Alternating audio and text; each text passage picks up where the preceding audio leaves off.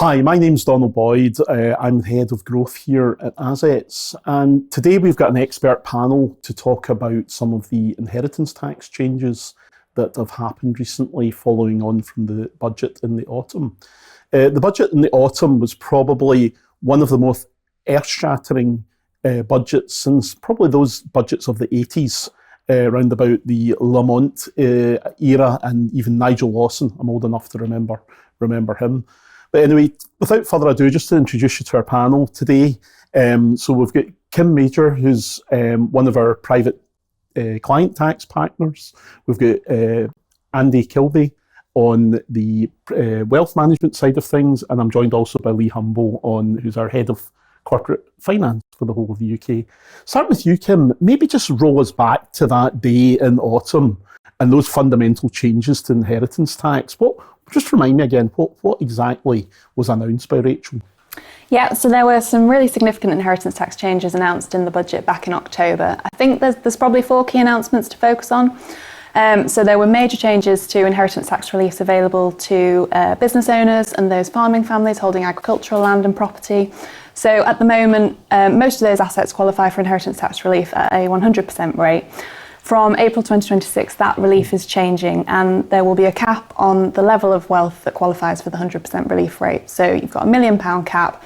Anything above that £1 million threshold, relief will be restricted to 50%. So actually, you've got a lot of business owners and farming families who are very well sheltered from inheritance tax moving into quite a taxable environment where there'll be some significant inheritance tax exposure. Secondly, there was a change to pensions. So at the moment, pensions are exempt from inheritance tax. From April 2027, they will fall within the scope of an IHT charge. So again, big pension pot, you're potentially looking at a significant liability there.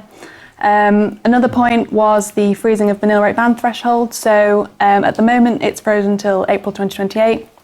That is extending to April 2030. So it's been the same level since 2009. So you're looking at potential sort of fiscal drag and people coming within the scope of inheritance tax charge just through capital appreciation of assets. And a final point, possibly not an announcement, but from April of this year, the non-dom status has been abolished. So actually, we're moving to a kind of a long-term residency position. So instead of anyone who's non-domiciled in the UK but resident, you've kind of got a very different scope and a very different regime for their exposure to UK inheritance tax. So some really significant changes across the board, really likely to affect a number of people. So it's quite a lot of change. So you obviously had a lot of our clients contacting you a bit concerned about these changes. Absolutely, yeah. I mean, we've got a lot of business owners who were, as I say, pretty sheltered from inheritance tax, who suddenly, if you've got a very valuable business, you've potentially got a real significant exposure there now. So yeah, very eventful, far more eventful than any other budget I've seen. So.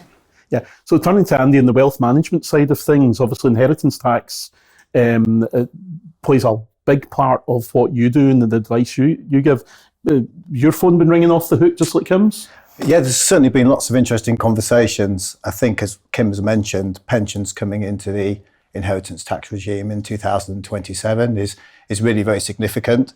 The initial conversations we've had have tended to be with individuals who maybe have got pension assets, but they're not dependent on them for their retirement income because they've got other assets or other sources of income.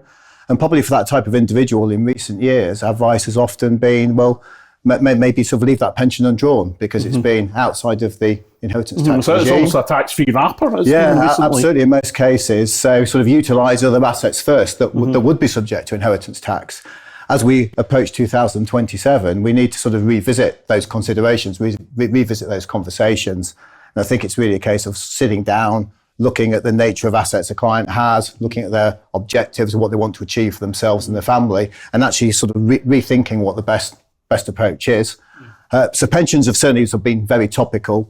I think also the changes to business relief and the agricultural property relief, that's certainly driven a lot of conversations between ourselves, hasn't it, Kim, and the wider tax team? Absolutely. Yeah, we're trying to take a really joined up approach with this. I mean, as Andy kind of said, with the changes to pensions, we're almost having to pivot our advice and rethink strategies, and actually having that joined up advisor approach is worth its weight in gold there. So we're kind of trying to look at different options and different planning styles that we can put in place to try and mitigate that increased exposure. Yeah, and I guess I've seen some correspondence about, clients having their own personal balance sheet and looking at their own personal balance sheet. Is that kind of starting point that you would find, Andy, for looking at a IHT position? Yeah, I think when we're working together with clients, the starting point is to really understand what a client's existing asset base looks like. So we sort of know what the financials look like, but also, just as importantly, really get a deep understanding of what does that individual want to achieve moving forward? What are their goals? What are their income needs? What are their capital needs? And it's really sort of then bringing the two together to understand where they are now, what they're trying to achieve. And then I guess thinking about how to do that planning to achieve those goals as tax efficiently as we can. Absolutely. And that's a nice lead into Lee, because obviously you sit and ascertain clients' goals. What do they really want? Because it's the business is the means to the end of what they want to do as well. Have you seen an uptick in transactions and inquiries? I think, to be fair, the uptick for us has been probably something which we've seen since COVID. So COVID brought a lot of stress and pressure to business owners who perhaps didn't see that pressure before. So if anybody's been in a position to perhaps realise value, de-risk, take the edge off a little, I think there's been a lot more appetite to do so. Naturally, with tax increases, there is a fear that those proceeds are going to be cannibalised quite significantly, which clearly we're in a landscape where the proceeds are going to be impacted. But I think the one bit of advice I would give would be to plan for it, but also don't let the tax position dictate what you do, because sometimes you can then hurry or rush a process which is to your own detriment. So you've got to take that kind of holistic view, which is why we talk about kind of a packaged solution where you're getting advice from each strand of our advisory businesses. Yeah, so you really provide the problem for these guys, because Correct. you're releasing the capital at the end of the day, which is then impacting on the capital taxes. Exactly. And that's one thing that business owners always talk to us about, it's valuation, but structure is equally as important, because that structure then determines the tax advice and then the wealth advice that goes alongside. Because sometimes you may forego some value just on a more immediate level, so you can then do other things with those proceeds and ultimately end up in a better place. Yeah. Are you finding clients are looking at more of a discount than what their expectations were in the past as a result of some of the changes to capital taxes? In terms of valuations, it's interesting, and it does vary by sector. I think clearly there are certain sectors which have been more drastically impacted by the budget than others. So leisure and hospitality, for an example, even care, which has historically been very active. Now that you've got national living wage increases, you've got national insurance changes, that profitability has really constrained, and obviously that has an impact on valuation. That being said, anything where there's technology or technology enablement, there's a lot more thirst and demand for those types of assets, and actually what we have seen is an elevation in valuation. So I think it's a era where there's a lot of negativity, but actually the reality can be a lot different. I think the trick is seeking good advice from those that actually do this for a living. For us in corporate finance, one of the obstacles we often come up against is, the advice down the pub, the advice from people who don't actually know what it is to transact, whereas we do this 24/7. So it's getting the right level of advice, and also the team around you. We've got the wealth and the tax side of things.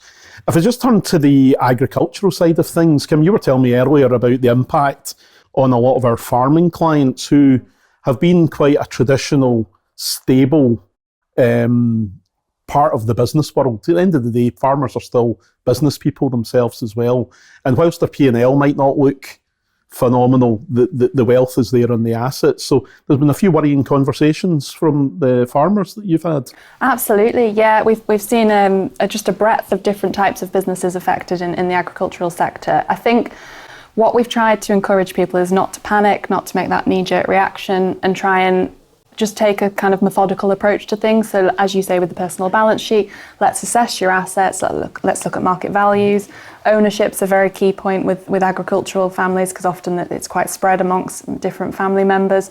So understand that balance sheet, understand what assets you're looking at, and then look at kind of the impact of the changes over time. So let's look at your impact now. What's it going to look like in April 2026? What's it going to look like in April 2027? And then from there, once we understand the impact, let's try and find a solution that fits your family. Because as Lee says, you don't want to make a knee-jerk reaction. Actually, what's right for the inheritance tax saving might not be right for the business and the longer-term objectives of the family. So it's taking that measured approach to try and put in place a structure that's got some longevity and flexibility. See, just on the wealth side of things, Andy, when we're looking at planning as well, because your industry has been full of different strategies and products and things like that. In terms of the advice that you're providing to your clients, what are you primarily seeing there? I hear some names like family investment companies and discounted gift trusts and things like that. What type of thing are you seeing? Yeah, I mean, as you say, there's all sorts of different solutions that you can ultimately sort of draw on when you're trying to arrange planning for a client. The different solutions are all designed to do different things. So again, very often working in conjunction with tax to get the right structure.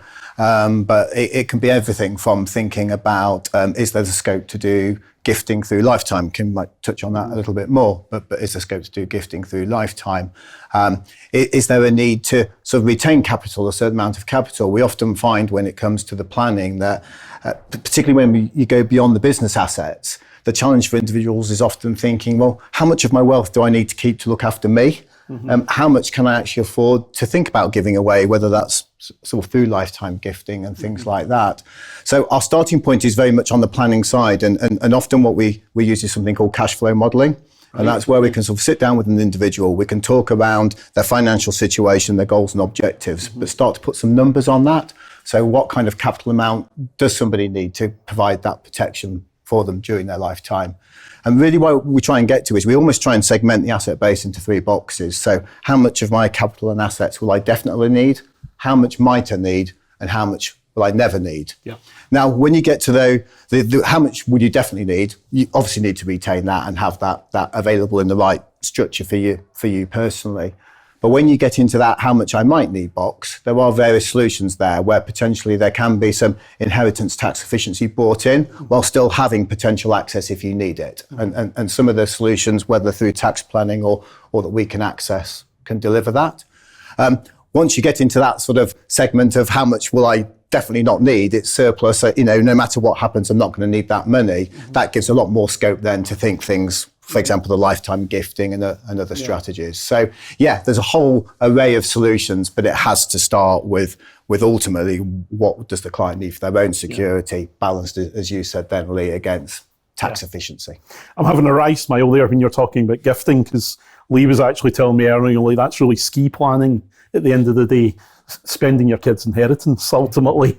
So Lee, when it comes to looking at the valuations that you talked about earlier, and the what is enough is a question that's always asked. Yeah.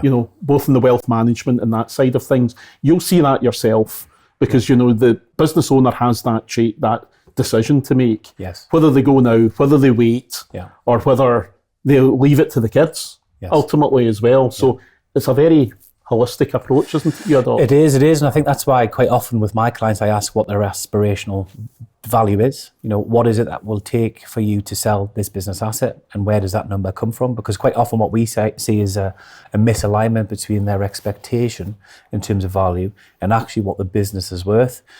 Clearly these days we operate in a world where technology can do great things for you. So through an AI tool, you can very quickly generate an estimated business valuation. But actually what that ignores is the reality of market conditions and what ultimately a willing buyer is prepared to pay and what they can afford to purchase that asset for. And I think, again, if you go back to the kind of wealth management advice, if you're looking to dispose of a business asset, why? What is driving that decision? Is it a lack of succession in the business? Is it personal circumstance? Is it just that you're fed up? And I think, again, the advice I'd give to all business owners is just be, honest with that. If there is a true reason why you need to dispose, let your advisor know so we can plan accordingly, but also educate our audience in terms of the potential buyers or investors as to what we're doing and why. Yeah. I mean, all clients, I guess, we've spoken to them to plan for the future. And I think it's more than ever now, because those that had the advantage of business property relief or agricultural property relief, they now have to fundamentally do something. So you were telling me earlier about some planning that is becoming quite common now, called a family investment company. Maybe want to talk us through what that actually entails. Yeah, so family investment companies are a very, very popular tax planning tool at the moment. So they are just a regular limited company set up with family members as shareholders across the top. So one of the common issues we see when people are looking at succession planning and gifting is asset protection. So that worry that, you know, you might have a nasty divorce or bankruptcy, or, you know, those horrible things that we hope never happen, but they do, sadly. That could mean that potential family wealth is coming out of the family unit. So actually, you've got a limited company, you've potentially got mum and dad as shareholders, and then you could have some trust shareholders sat above the top of the company. So mum and dad have got total control of the family wealth. They can then loan monies into that company. It can be invested in all sorts of property, discretionary portfolio, generating a really good return for the family, but with some of that wealth being sort of transferred to the next generation. So it's not all sat with mum and dad, it's starting to move across the generations, and it's really just a legacy tool that can work really well for the whole family unit. So it can provide tax efficiencies, not just from an inheritance tax perspective, but actually you're looking at income tax perspective. You've got some payments that you can make to grandchildren to kind of help them with their costs. So lots and lots of really great tools that can be implemented through that structure. Absolutely. And Andy, sounds like that type of planning, you get involved in some of that on where the money goes in terms of the investment, but the family dynamic is quite a fundamental part of the planning for yourself and Kim when you're looking at, you know, families are, let's face it, they're quite complicated these days. They're not as easy as they once were. And you mentioned trusts. Trusts are back in vogue after being, you know, off the table for a number of years. So, you know, how important is the family dynamic in this planning? Yeah, I think clearly when we're talking about inheritance tax, we're talking about individuals and families that have obviously built up a certain amount of wealth. And as I said before, I think there's always a starting point of the first priority for everybody is to think about, well, have I got enough money for me for those contingencies? You know, people are living longer, there's those unknowns. Will I need help to look after me in the home, and those sorts of things as one ages?